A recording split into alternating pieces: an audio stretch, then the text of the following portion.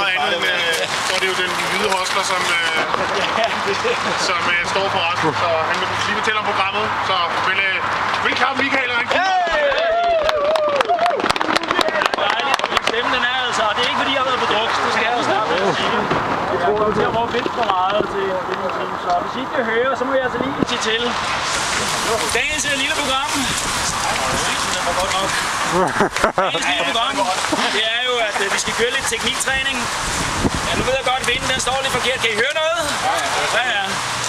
Og det som jeg har tænkt mig at fortælle, det er jo selvfølgelig primært, hvad det er for nogle ting, som jeg bruger, når jeg kører rent teknisk udgården. Som at prøve at give alle sammen en idé om, hvad er det for noget, hvordan skal vi agere, når vi kører i skoven.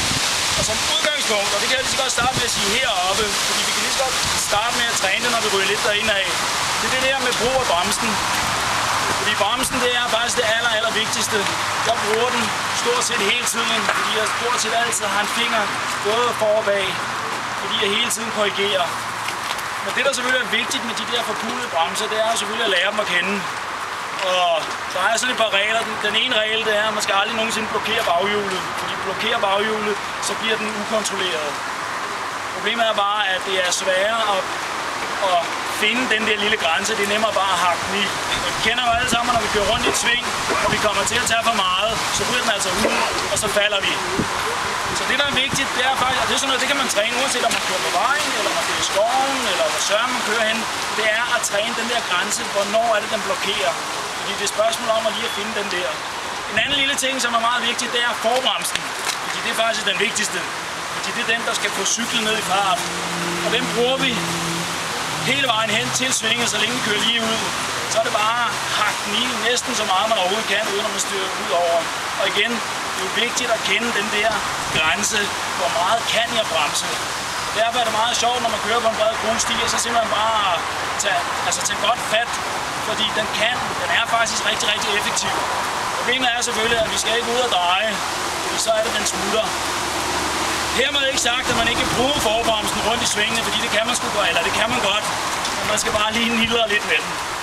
Og det er en af de ting, som jeg synes er ufattelig vigtigt. Og grunden til, at jeg siger det, det er fordi, jeg en dag kommer op og kører på sådan en cykel med cantileverbremser.